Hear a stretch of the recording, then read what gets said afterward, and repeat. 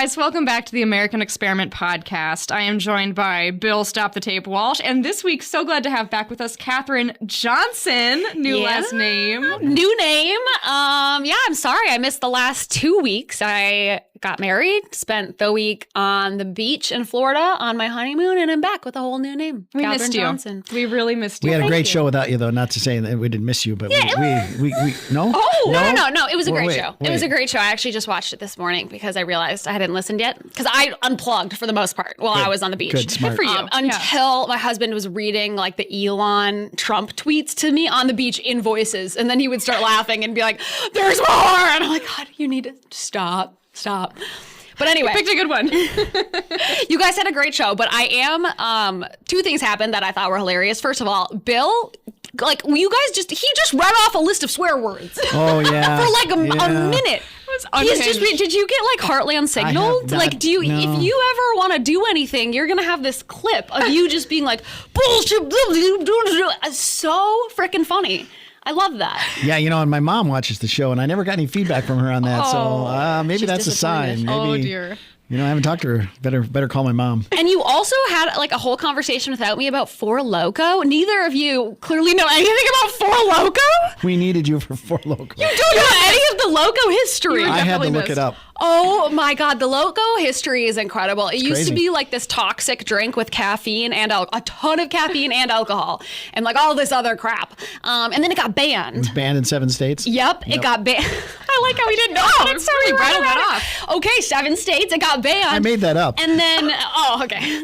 Well, Less it got impressive. banned. And then people like my sister was in college at this time and she was running around trying to buy it up, from the stores. Black market. Yeah, like kind of in that in-between time. Anyway, like now it's still out there, but I think it has no caffeine and just like a lot of alcohol. Oh. And they're disgusting.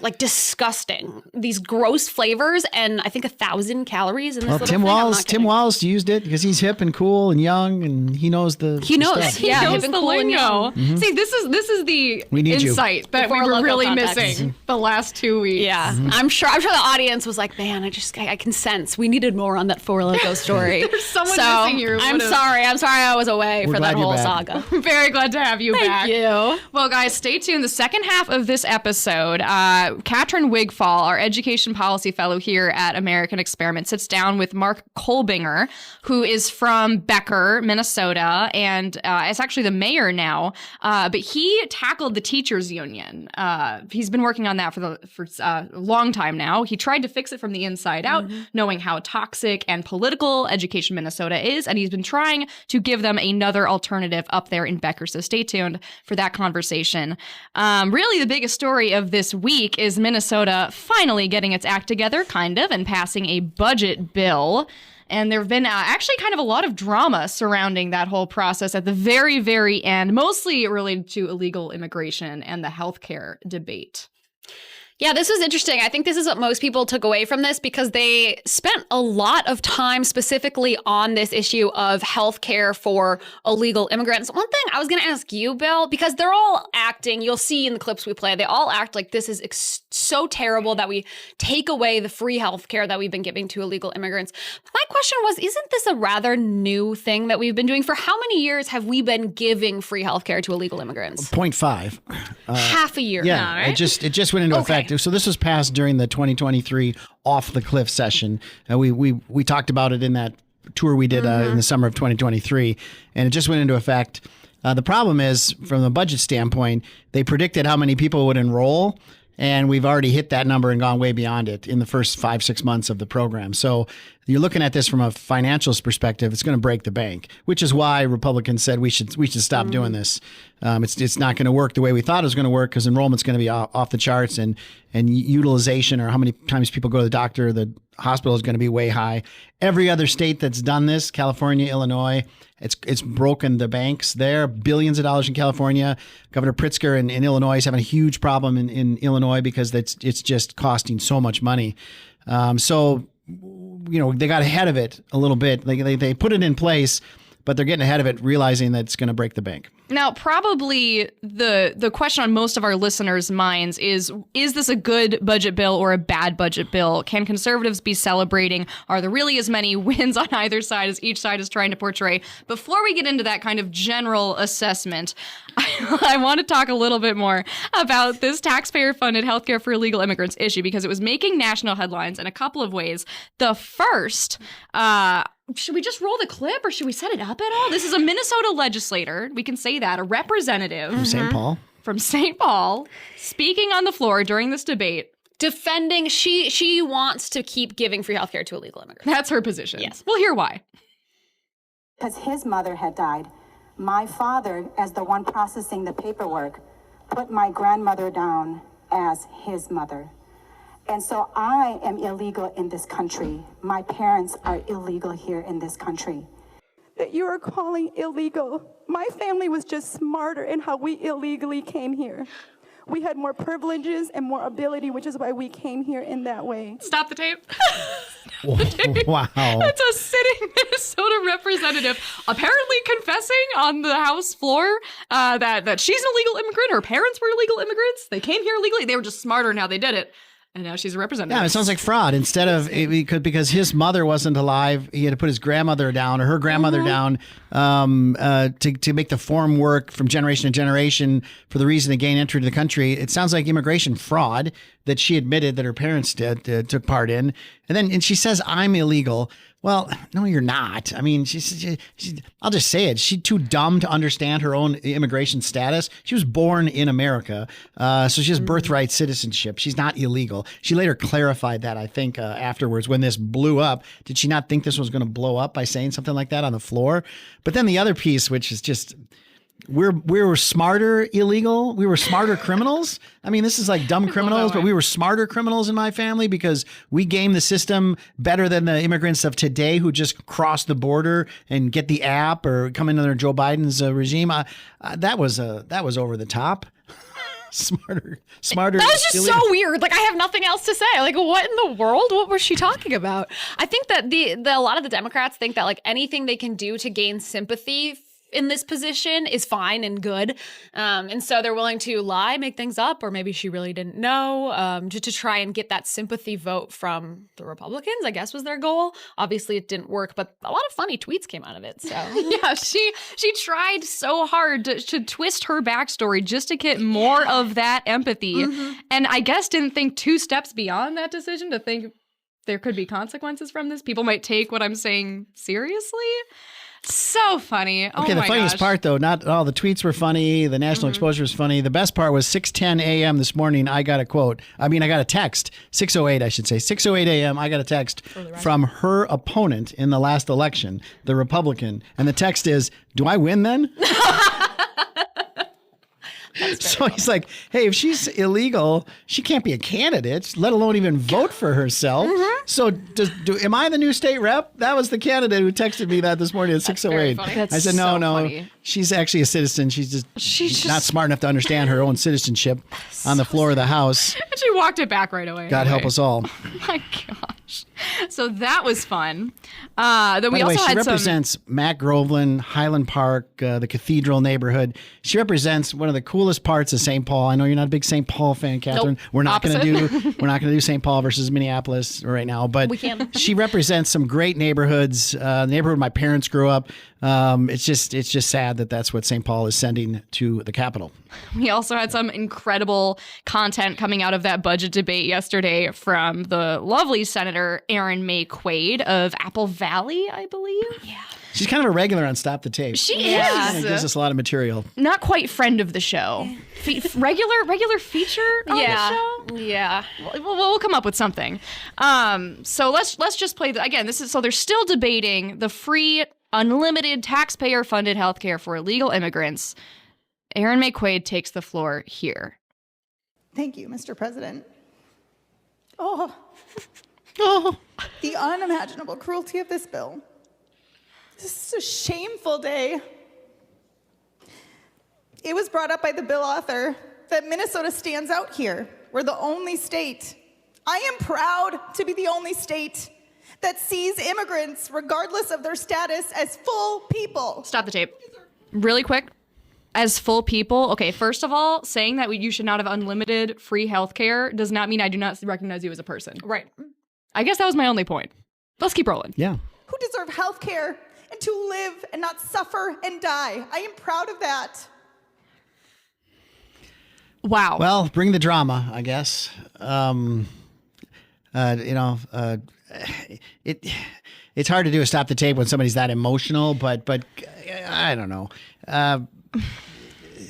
Emotional, yes, but it's all put upon. You're a state, it really is. I mean, you're a state senator. You could go watch this entire thing. We picked a very small part of this. Well, there's more, right? Oh, Because do we it have does more? keep going. But I think the emotion is just so key because it's as if something's being pulled away from these people that, like we just talked about, this law has only been in place for half a year. So it's only going back to how things were not that long ago.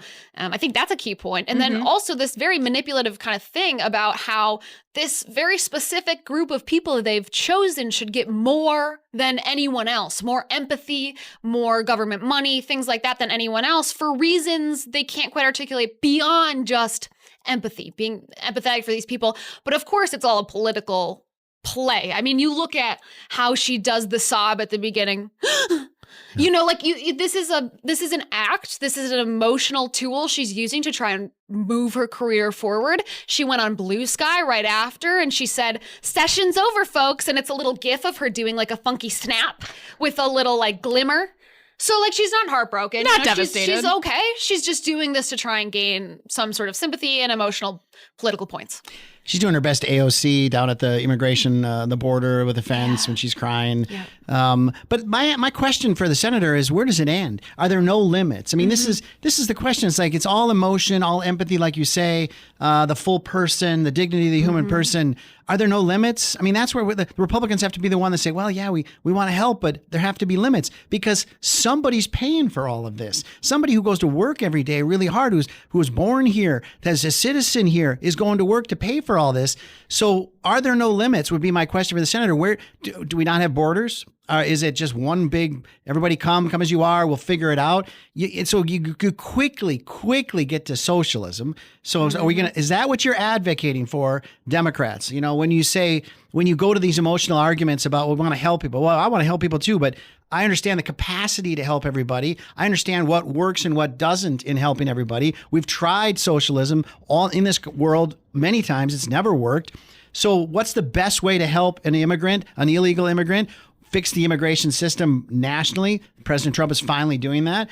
The first step in fixing our national immigration problem was close the border. We can't do any other reforms until the border was closed. We finally have the border closed for the most part. I mean, really, it's closed. Now we can discuss, all right, those of you that are here that got in before the border was closed, what's the best path to citizenship? If that's an option, do you have to go back and come back in? What we can actually work on a humane way to do that.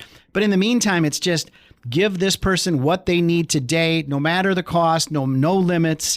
And that just doesn't work. It doesn't work. So it's great to come with the empathy and the sympathy and the tears, but in the end, you're not actually going to fix anything or help the entire state. In this case, you're a state senator, the country, as it relates to national immigration policy. We're never going to get there if we have to lose or fight or have this kind of emotion run the day. And that's what their goal is. But here, I don't think this actually is as effective as she thinks it is, because I think most people in the U.S. struggle with paying their healthcare bills. Really, like a large proportion of people, healthcare is really expensive. And I think all of us have at some point found ourselves in that position where you're paying a lot for, you have something happen and you're paying a lot in healthcare and you're thinking, God, this is so expensive. And it becomes difficult. Yeah, maybe you don't have this problem if you're on one extreme, but most working people in Minnesota and America run into that. And so then when you hear that legislators want to prioritize certain groups of people, specifically non-Americans, with government funding to solve that problem, what about the working people who certainly still have this problem? Like think about when you're young and not making a lot of money, you can still have something go wrong that insurance isn't fully covering and you're having to struggle to pay.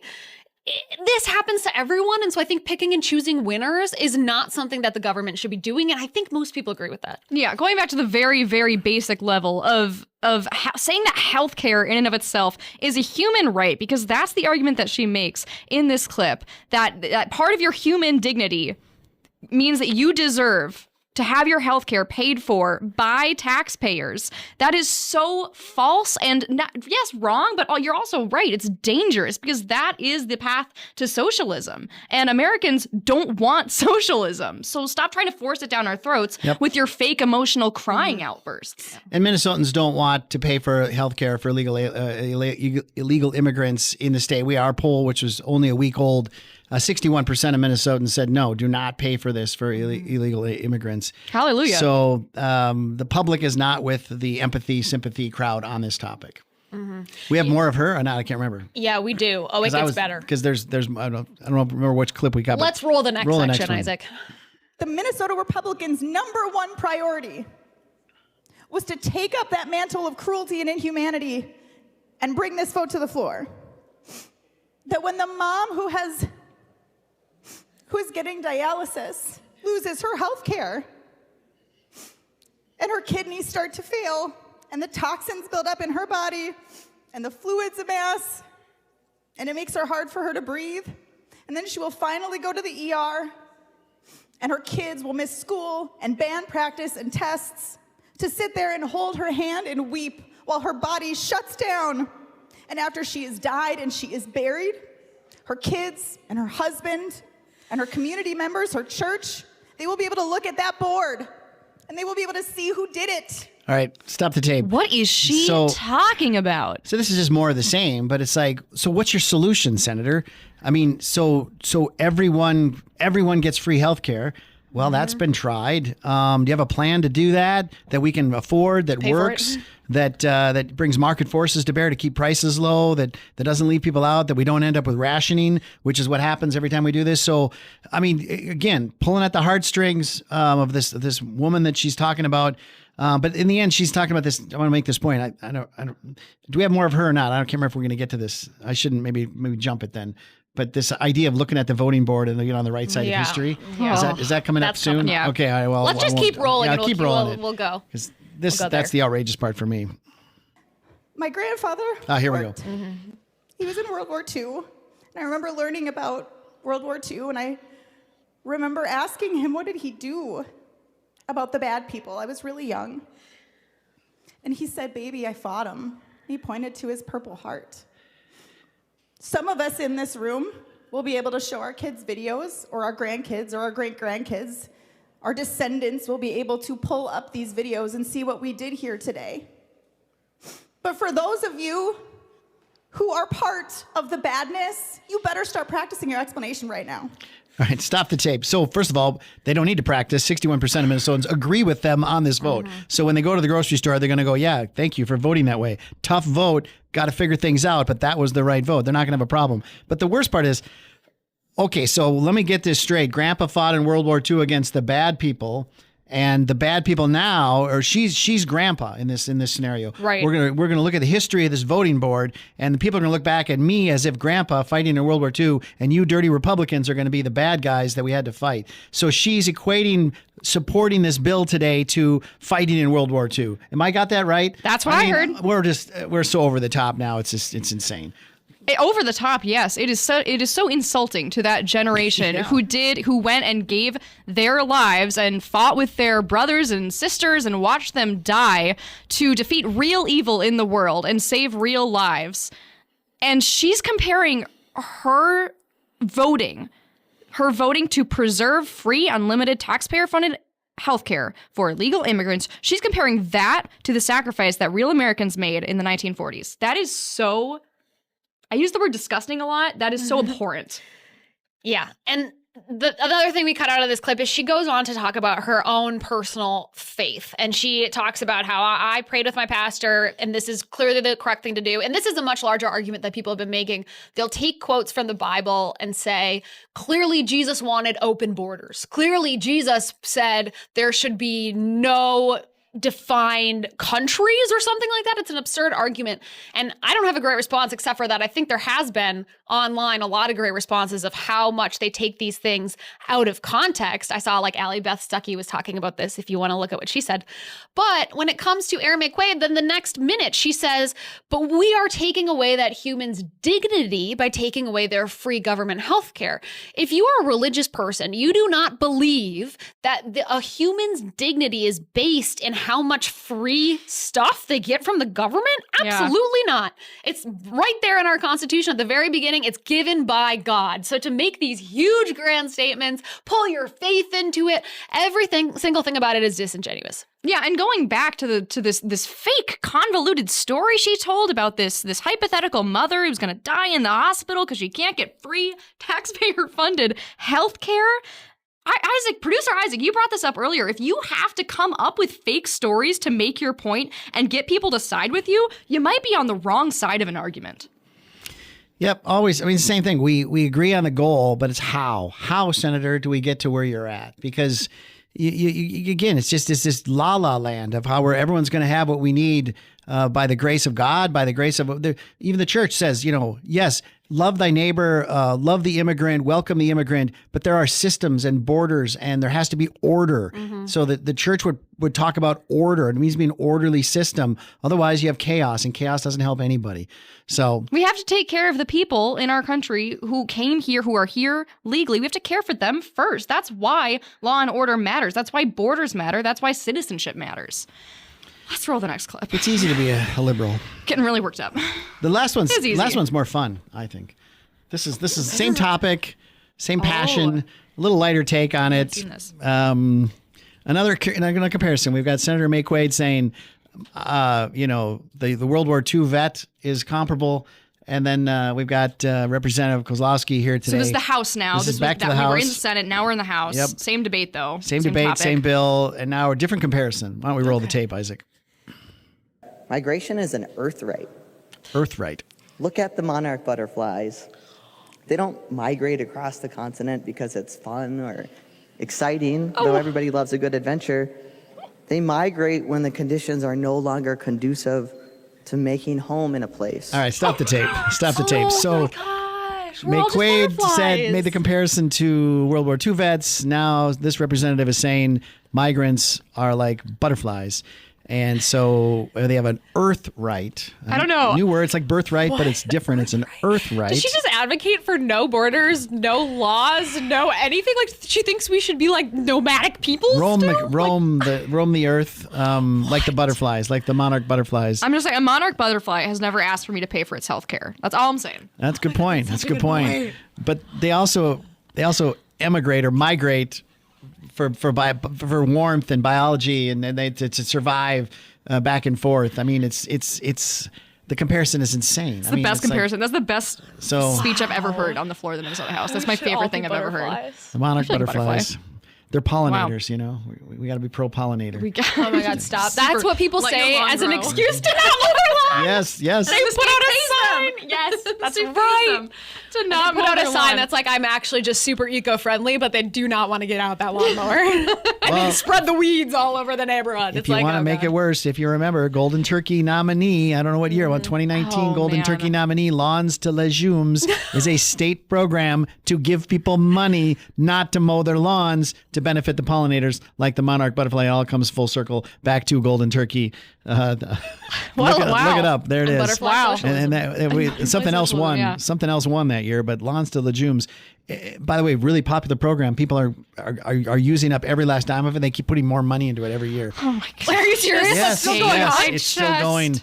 We gave it a Golden Turkey nominee, and it's still going. And they're putting more money into it every year. I would vote for it if it was up for it again. Okay, we spent so long on free healthcare for illegal immigrants. That was a blast. I really do want to get to what is this a good or bad budget bill that just got passed? Well, can we say one more thing on that? Because I have a question for you that I think other people will be wondering. Why did the what's her name? Why did one Democrat vote?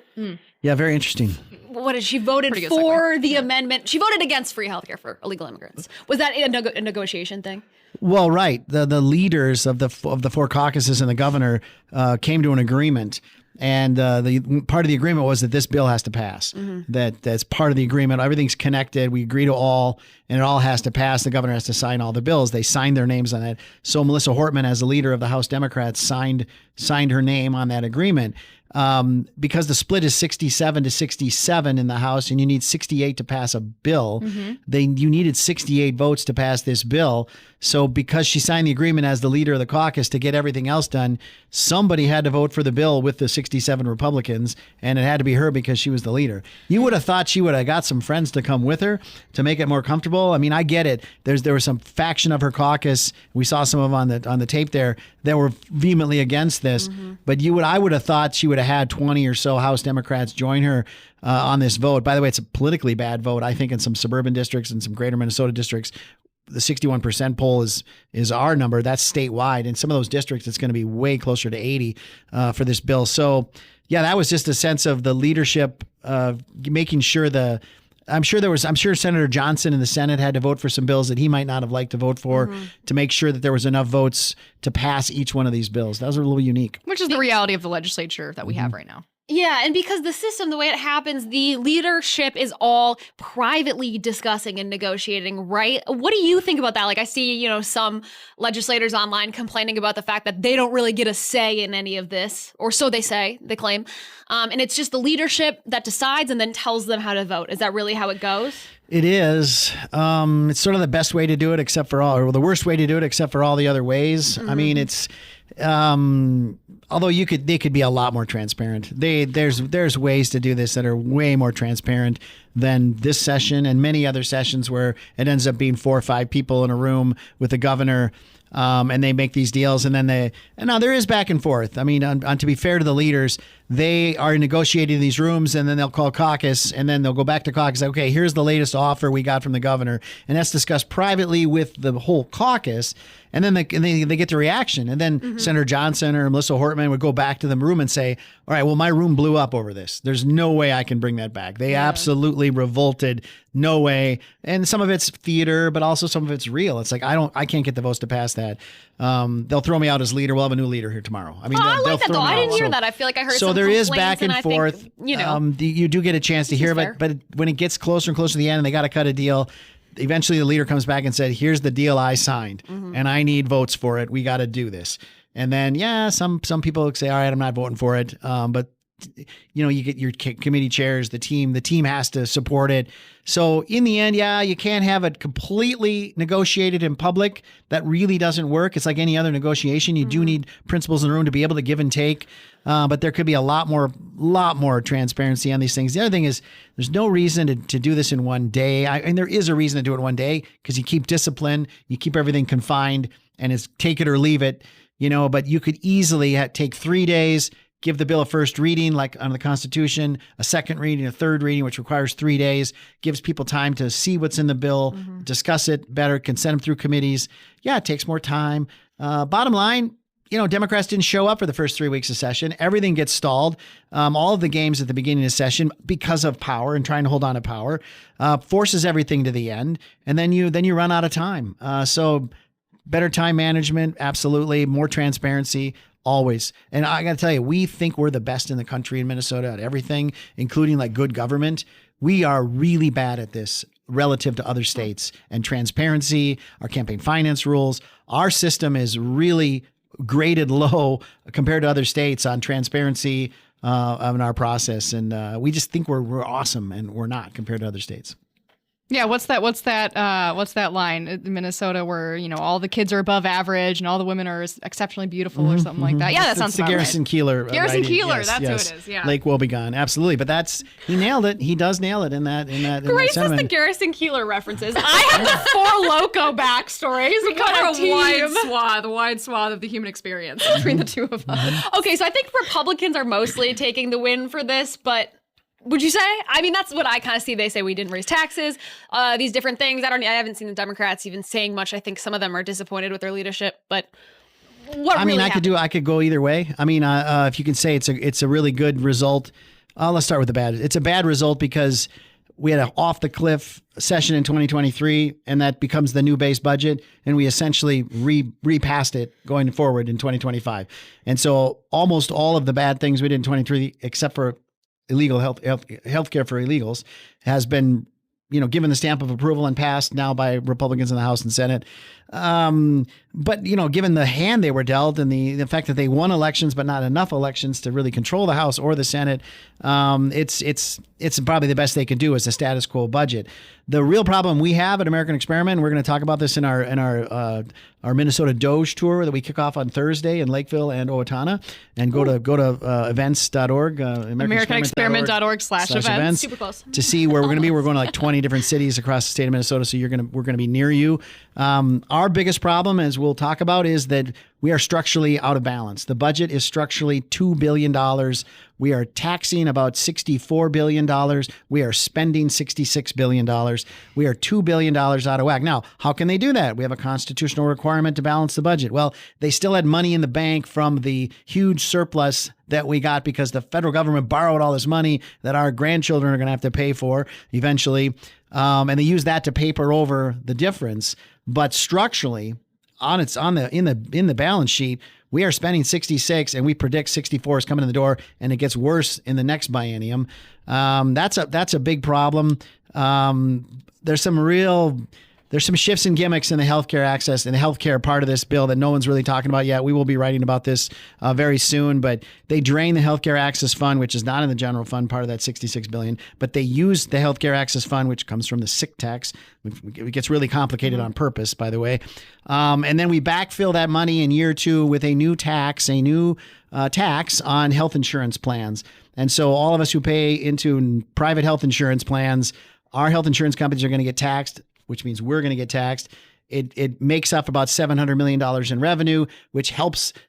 This is why you say, well, how did they do this? We were so out of balance, and yet there's like $270 million in cuts in the HHS bill, which is $7 billion worth of spending, and they only had to cut a little bit. Mm-hmm. How is that possible? They're way out of whack. Well, because they're backfilling with this extra money that comes from this tax. And then you're going to get arguments, well, it's not really a tax because a couple years later, they'll get a credit for everything they paid. So it all evens out in the end. But in the meantime, in the short term, there's new revenue coming in. New revenue that wasn't there yesterday that's there today is a tax. There's other taxes too. The marijuana tax went up, and there's some other things. They did do that. Yeah, okay. Well, and they'll say like there was no new taxes on Minnesotans. Sometimes I feel like, but as if taxing the insurers doesn't then fall onto the people who get the insurance. Of course, that's a tax on Minnesotans. That will fall onto us. So even when they say, we're just taxing big insurance or whatever, that's obviously like that cost is passed on to us. Right. Yes, it will be passed on to us, absolutely. And even the insurance company said, well, they agreed to it. Well, they agreed to it because they're going to pass it on, and then they're going to get this credit back. And then what it does is it gets everybody moving and the money flowing to insurance companies, hospitals, doctors. So everybody's happy because that money's going to flow. So, I mean, there's, it's a mixed bag. I think they did a really good job. I think Speaker Damoth was super strong. Just to become speaker was an immense amount of strength in that caucus to hold firm early, become speaker, create that accountability committee that Kristen Robbins chaired. Some good things are coming out of that. That goes to another question I had, I think. Did we get the Inspector General? We did not. Oh. That was a good bill. It was a bipartisan bill. We had the author on this show. You guys interviewed Senator Cruen. And the House didn't pass it. The amendment came up to just do it on the last day of session in the regular session, and House Democrats said no. And it perplexes me. It really does. I said, I think on the show, we did a stop the tape on it because I think one of the Democrats, we had him in a press conference in the morning saying it's a great idea. And then in the afternoon, he voted against it. So we stopped the tape on that. Nice. I thought, well, they're just doing that for show. They're actually going to come around. They did not come around. So the Inspector General, the independent office with the ability to investigate fraud, which is wildly popular in our poll, 72% of Minnesotans support the creation of this office. Duh! Look at all the fraud we have in Minnesota. This is how you and get House conspiracy Democrats theories, voted no. You just you kind of start thinking, and you're like, why are they against that? Someone's getting a kickback. Yeah, are they concerned about the success of that new Inspector General office? Yeah. Well, I mean, that's something that the Republicans can come back and try again. Or I don't even say Republicans. The Senate passed it very bipartisan. My senator, Senator Gustafson, was a co-author on the bill. Right, it was bipartisan. It was a very bipartisan Wide bill. support. Democrats supported it. Republicans supported it in the Senate. House Democrats said no. So that's something to keep your eye on. I think if I was a political hack running House campaigns in 2026, that would come up. That issue is good for the politics. So, Well, thank you. Is that all for your recap, Bill? yeah, I want to be positive, but there's some shifts and gimmicks that we're going to have to write about. And the structural balance going forward, we've kicked the can down the road, which again, that's the best you can expect when you have a half a caucus. Essentially, you've got a tie in the House, you've got the loss in the Senate, and you've got a governor that's not interested in doing anything right. So yeah, no education reforms, no healthcare reforms, no fraud, not enough fraud reforms. Obviously, this other thing didn't pass, and then structurally imbalanced, but could have been worse. Oh, How's that? could have been worse. All right. I like that headline. Yeah. Guys, stay tuned. Governor Walz is going to be in D.C. this Thursday testifying before House committee. I'm so excited. On his and efforts. he has, I forget who exactly is on the committee. I don't know if it's Emmer. We have someone on because it's House Oversight. I feel like it's I think. Emmer. Yeah, it's House Oversight. We have Minnesotans there. They wrote a great op-ed, all of the Minnesota Republican coalition in the House, about why they're calling Walz to testify. They want him to defend his record. Why does Minnesota have sanctuary cities? You know, I bet it's Congressman Stauber. He's been on this a lot. So I bet we're going to see Stauber versus Walz. If we could just can't wait. Yeah. Some good stop the tape content so that's coming this Thursday. Yeah, it is. It is. See you guys next week. I'm guessing we'll have material. Well, we're going to kick things over now to Catrin Wigfall interviewing Mark Kolbinger from Becker, Minnesota. Remember to like, share, comment, subscribe, turn on notifications, and we will see you next week. American Experiment is supported by thousands of individuals like you. To join the movement, go to www.americanexperiment.org and click the yellow donate button. From all of us here, thank you. Welcome back to the American Experiment podcast. I'm Catrin Wigfall, an education policy fellow here at American Experiment, and I'm joined today with Mark Kolbinger. Welcome, Mark. Thanks for joining us. Yeah, thanks for having me. So, Mark, you wear so many hats. I'll let you introduce yourself to our viewers and listeners. Yeah, well, I'm Mark Kolbinger. I'm a 30-year teacher. Just finished my 30th year, and I've been involved in our local union for many years. I coach, do a lot of different things at the school, and also happen to be the mayor of my hometown. So that's an exciting thing. Was elected last year, and I'm just excited to be here and talk a little bit about this last school year. Yes. So like I said, many hats, but all involving, leadership, education. And that's really what I want to dive in today is, you have been involved at the local level, obviously as an educator, as a local union rep leader, as a teacher advocate. And I think just to set the stage for the story that I'm hoping that you'll share, because it's so powerful, I really want to go back to 2018 because there was a really important U.S. Supreme Court case that was decided called Janus versus AFSCME. And that really helped free Minnesota teachers from being forced to financially support a government union in order to do the job that they loved. They had to, prior to that, pay a minimum of 85% of fees to Education Minnesota, to a local union, the state union, and national affiliates in order to keep their job. And the U.S. Supreme Court weighed in and said, hey, wait a minute, this for teachers and other public employees is not constitutional, and you shouldn't be forced to financially fund political speech and other activities in order to be a public servant. And so for individuals in Minnesota and other states that were forced to financially support unions, it was really, we called it the Day of Independence here in Minnesota for teachers.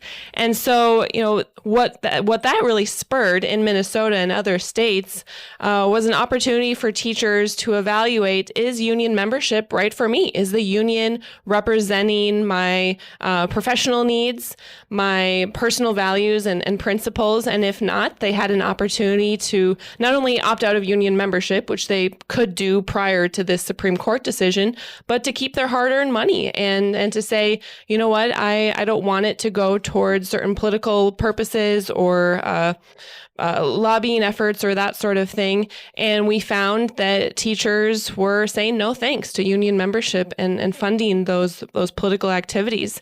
And American Experiment wanted to help educators know their options and access alternatives to the union through professional educator associations, get liability insurance, liability coverage. And so we started our Educated Teachers MN project.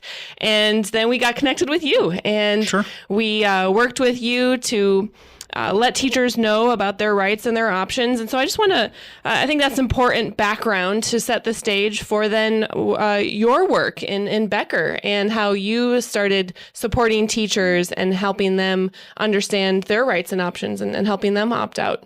What did that look like at the local level? Yeah, and I think to even back up maybe a little bit further, when I joined the union 30 years ago, the union kind of did what you thought unions did, right? When I joined, it was focused on pay and benefits and working conditions, and really that eroded over the last 30 years, right? So coming back to about 5 years ago, it really started with just conversations with people, right? Hey, did you hear what the union did? Did you hear what the state and the national union did? And people were upset with that. And they said, well, what's going on? How much are we paying in dues? Right. And it led to a lot of questions where people were wondering, wait a minute, I've never given my input into some of these decisions. Right. So that was one of the things that I think in Becker, it started the conversation just among colleagues to say, what's going on? Why are these things happening? And do we have a say? Can we change what's happening because we don't necessarily like this direction? So that's where the conversation started. And we did some research, we talked a lot, and we figured out, hey, we've never been asked really before what our thoughts are.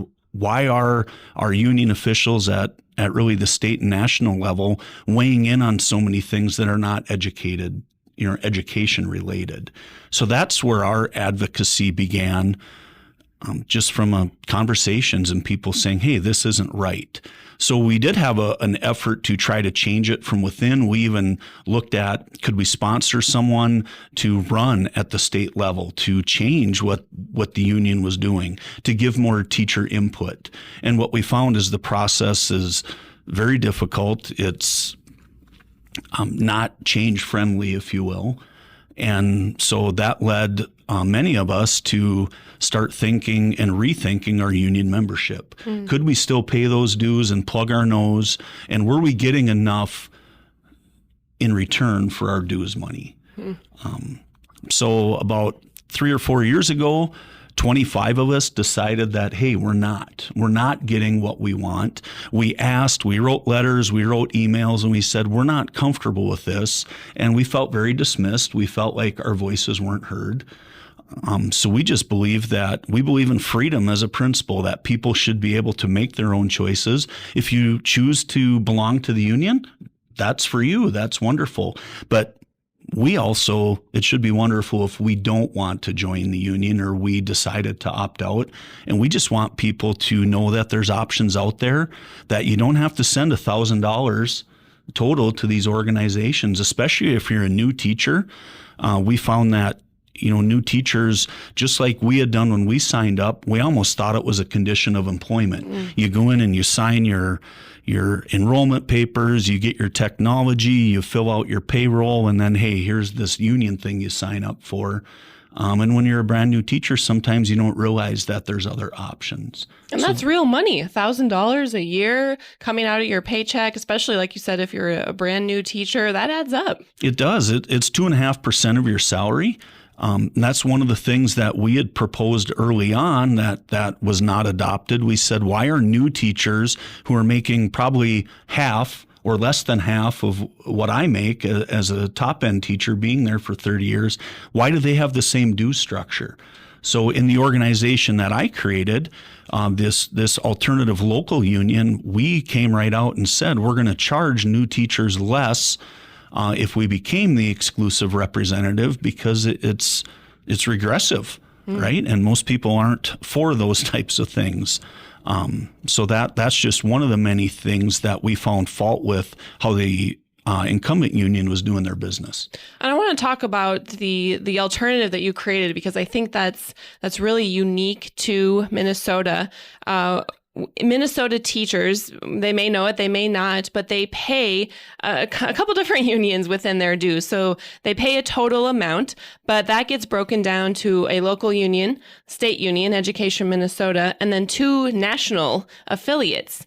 But you can't break free from one of those and just belong to, say, a local union. So a lot of teachers have a good relationship with their local union rep like you. They serve in the school. They're around them day to day. They're another colleague. They do the day-to-day representational activities, a lot of the collective bargaining, but they get the smallest portion of the dues. The largest portion goes to the state union, and then the national affiliates get the next largest chunk, and then the local union gets the smallest chunk of the dues, and yet they're responsible for the most important piece, that representational activity piece. And so talk a little bit about just the importance of considering an alternative local union option, because for Minnesota teachers, if the state union and the national unions are getting distracted by other political priorities, and they want a local union that's just focused on helping their profession grow, they can't separate from these other entities and just have that. And so I think that's why you wanted to create another option. Is that right? Yeah, absolutely. So we tried to ask if we could just pay the local dues, and actually the first year I opted out. We support our local, and our local treasurer did take my money for local dues. And they quickly found out they cannot do that per the state and national bylaws. So that was no longer an option for people. So I just don't see that happening anywhere else in society, right? You don't have to belong to all these multi-levels. That's kind of against what's happening in many areas. So we thought, hey, let's create our own local option.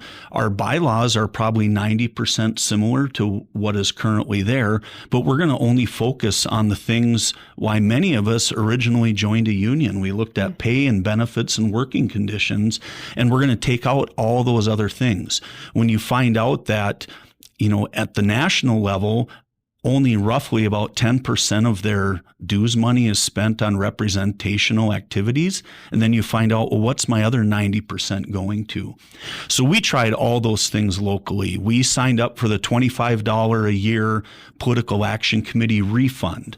So many of our people did that. Well, then you go back to the 2022 election and find out that Education Minnesota spent, I think, over $5 million. I think it was $5.1 million on the election. $25 per member adds up to a lot more than $5.1 million. It does. So then people start saying, wait a minute, if they're lying about this and they're not telling the truth, what else, is not being truthful here? So that led us to create that local option union where people could belong. Our dues would be much less. We would still work on, like you mentioned, the liability insurance and those things that you need if you're going to be a teacher. But we, in most cases, would be able to double or triple the local salaries of the people doing the things for our local district that we feel are important and have to happen. So that was kind of the basis of, let's not pay all these exorbitant fees to support things that you might not agree with. So our bylaws are apolitical, which some people find kind of interesting. And they, again, only focus in those 3 areas. Any deviation from those 3 areas would require 70% approval of our members. So we feel like if you can't build consensus around an issue or a topic, then we shouldn't be involved with it.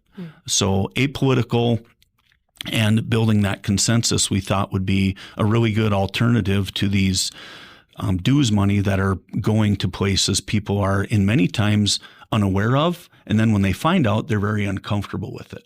Definitely, definitely. And this is something that's been going on for years. And teachers may be aware of the $25 going to Education Minnesota's PAC and that there is the refund option. And you have to kind of jump through some hoops to get that back. And for some, it may not seem like a lot of money, but for some, it is a matter of principle. But like you mentioned, that's just the portion that goes directly to the PAC that then gets sent directly to candidates or political action or committees or whatnot. But there's all this other money that goes indirectly to political activities Correct. and lobbying and that sort of thing that the dues get used for that teachers may not be aware of. And so that is, I think, when teachers find that out, a bit eye-opening. And then that's just the state union. You have to dig into what the national affiliates spend dues money on. And that gets into a whole other realm of political activities and what I refer to as distractions from what teachers have asked for help on as far as education-related priorities. So this local union affiliate, let's name it, right? Becker Association of Professional Educators. And so you mentioned your bylaws. You filed those with BMS, the Bureau of Mediation Services. So this is the state agency that has been around, I believe, since 1969. And so they are in charge of determining the appropriate collective bargaining unit and exclusive representation for employees. And so you are official with them, which is very exciting as a local union alternative. But what is needed in order for Becker teachers to be part of this local union? Kind of walk us through the steps that you then took after filing with BMS and becoming official as an alternative. Yeah, so we incorporated and just became an entity. We have not collected any dues, and we wouldn't unless we became the exclusive representative. And then we just let people know that, hey, we're here. We're an option. If you're unhappy with how things are going or you don't have the answers you're looking for, we're here to just be a really transparent organization, that we're apolitical. Here's how we're going to do this. Here's what we believe.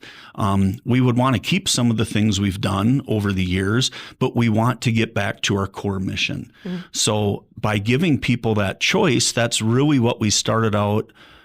Our whole goal and our whole mission was to just let people know that there is a choice, that you don't have to feel bad about where your money's going, because that's what a lot of our members say is, I never felt good about it, but I didn't know there was something else I could be doing. So it involved a lot of time, honestly, and there was a little expense, but having that organization allowed us to tell people that there is a different way we can do this. There's what we believe a better way. And there's a way to hold people accountable, that anything else in your life, if you were paying $1,000 to it, you would have some expectations coming back, and pretty high expectations. I don't care if it was lawn care or whatever it might be. You would think that, hey, they're going to listen to me. And many of us just felt ignored. So we felt if we did this, we would not only give Becker teachers an option to ask those questions, but we could let teachers across Minnesota know that there's a way that you can do this, that you can create your own organization that you can all believe in. And I don't know any teacher that doesn't want better pay, better benefits, and better working conditions, getting back to the original intent. So that was why we created it and moved that process forward. That choice piece is so key, because when you look at the history of union representation in Minnesota, the union that represents teachers today was chosen by its members back in the 1970s. Unions in Minnesota, they don't have to stand for re-election. So once unions establish a majority support, when they did that back in the 1970s through secret ballot elections, the few that were actually held, so a lot of the unions back then were grandfathered in, or they had voluntary recognition and that sort of thing. The few secret ballot elections that were held, those election results just remained in place. And so you have a majority of teachers today in the classroom who have not voted for the representation that they have. And so this idea of workplace democracy, it really turns out to be a very limited idea, and giving teachers a choice over who represents them, or even just, evaluating, has this union done a good job this year? Has the union done a good job the previous year? And then just reestablishing, how is the union doing, and holding them accountable. I mean, that's why we have elections in other areas of society. And yet when it comes to unions, you don't have to reestablish that majority support among the collective bargaining unit of educators. And I just find that a bit baffling that, educators, members and non-members just get the union representation that is in place. It just comes with the job. And so I think it's so encouraging that you are offering educators an alternative, and how empowering for them that you're giving them a space to make their voice heard and say, actually, you know what, let's return to the basics. Let's, elevate the teaching profession and say that this is what we should be prioritizing. And let's get back to putting teachers first so that we can put students first and that sort of thing.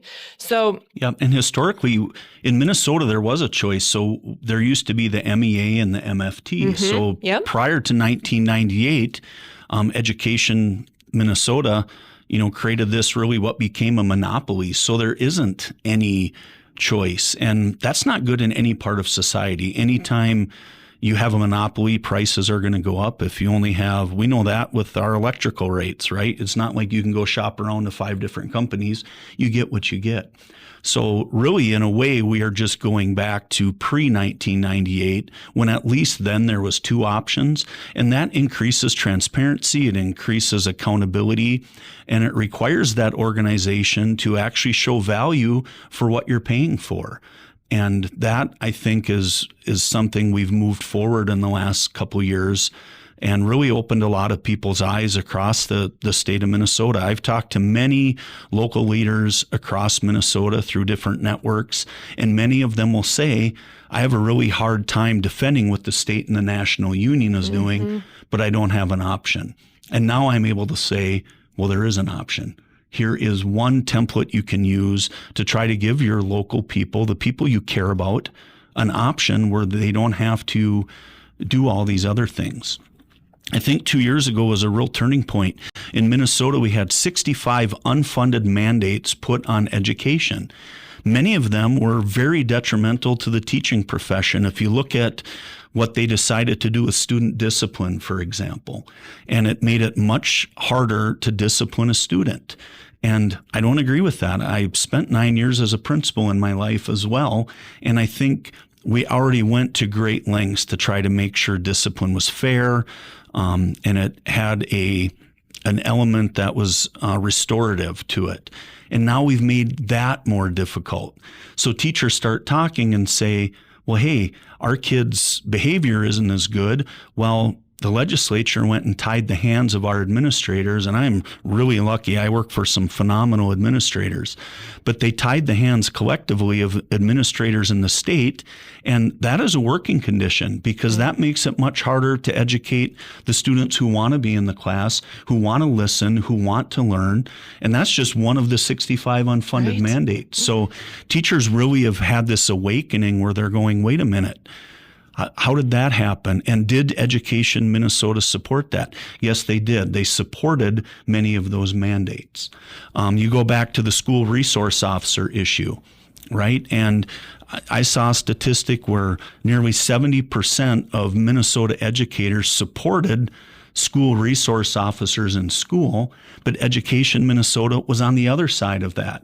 And they wanted to remove school resource officers. In Becker, we love our SROs. They're wonderful people. They're part of the community. They're not doing crazy things like, people think they are. They're there to support students, to support teachers. So why is it that our state and national unions, many times, more often than not, are on the wrong side of what teachers want? It's because they're collecting a huge amount of money. They are paying the national leaders of those unions in excess of $500,000. In Minnesota, the union leader is making well over $200,000. They have their own pension that runs parallel to TRA, so they're going to retire and collect two pensions. And people are saying, enough's enough. I don't agree with all of that. So by just having people look at the facts and look at the issues, even in the last couple of years, it really leads people to have a lot of questions that are not being answered. Yeah, definitely. And, like you said, enough is enough, and it builds up over the years, and not only for teachers and their profession, but then that trickles down to students, and it impacts them in the classroom, and we see the effects of unruly classrooms on student performance, and like you said, how it ties the hands of teachers and how they can manage their classrooms. And so there was a group of school administrators that went to the legislature this past session and said, please, help us. There's too many unfunded mandates.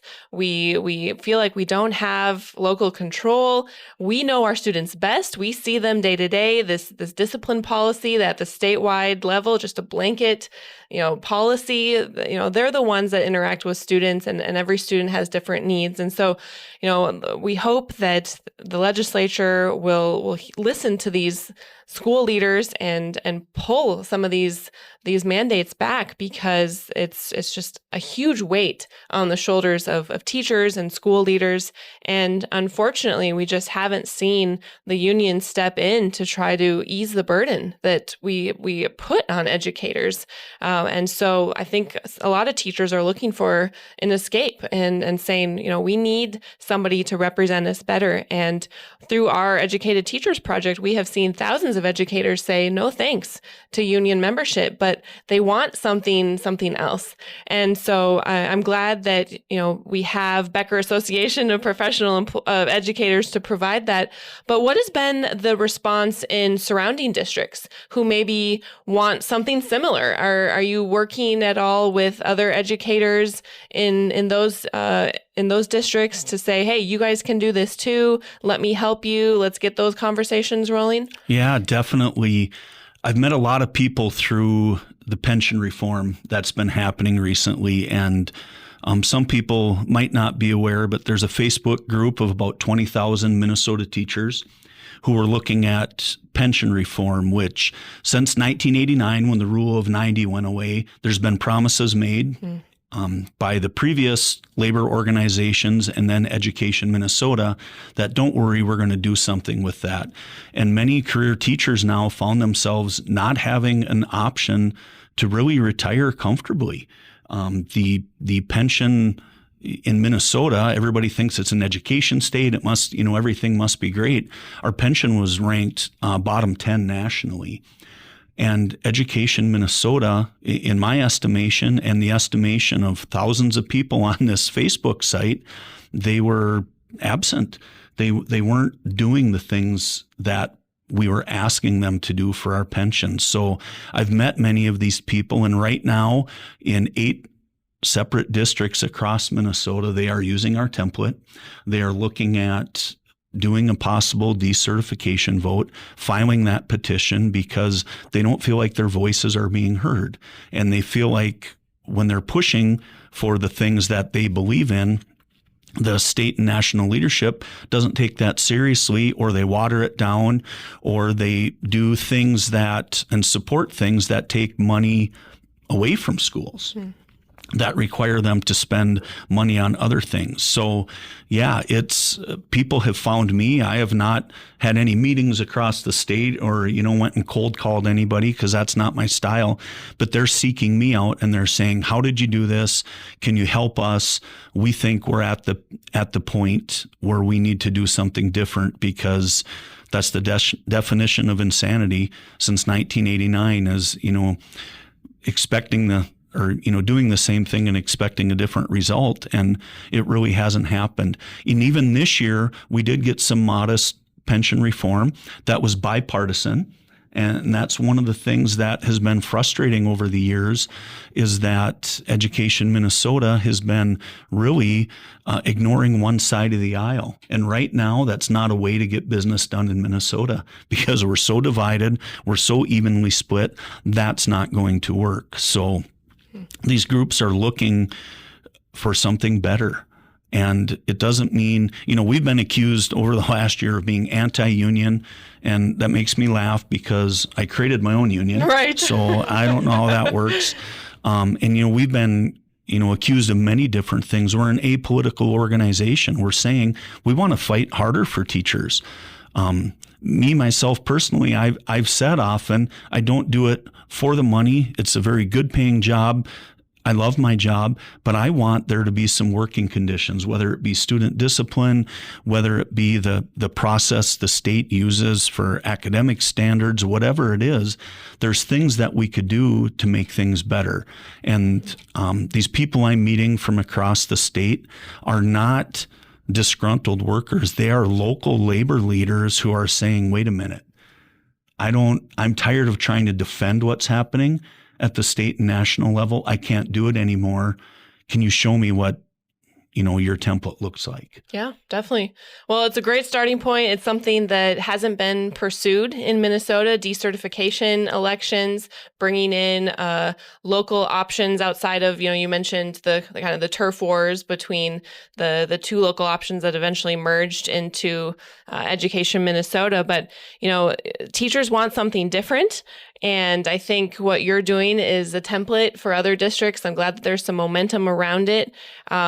Maybe the next step is bringing in recertification elections, like what we see in other neighboring states, so that at least, there's some accountability for unions to serve their customers well, and then have those teachers say, okay, yeah, let's reestablish majority support for what the union is doing year after year or every couple years, or have the teachers say, you know what, you're getting a bit distracted, you're not serving my professional needs, let's bring in something else to try to do that better. So, something needs to change, because if you have a group in place since, the 1970s that hasn't given teachers an opportunity to vote for or against them, that is not true workplace democracy. And so kudos to you and the educators in Becker who have been brave enough to stand up against, the monopoly in place right now and say, wait a minute, we deserve better, and we can bring something better to the table. So thank you, Mark, for your leadership in that space and in the other many spaces that you serve. It's really inspiring, and I hope that those listening are encouraged that perhaps we can kind of shake things up with how representation in the state looks like, and just bring something different for teachers who are hoping to have their professional needs better served. So with that, if you are an educator or you know an educator who is interested in learning more about membership options, liability insurance coverage, or just wanting to connect with another colleague who has maybe exercised their rights regarding membership, feel free to reach out to us via our website, educatedteachersmn.com, or email us at info@educatedteachersmn.com. But that's all we have for this episode. So thanks again, Mark, for joining us, and we'll see you all next time. Thank you.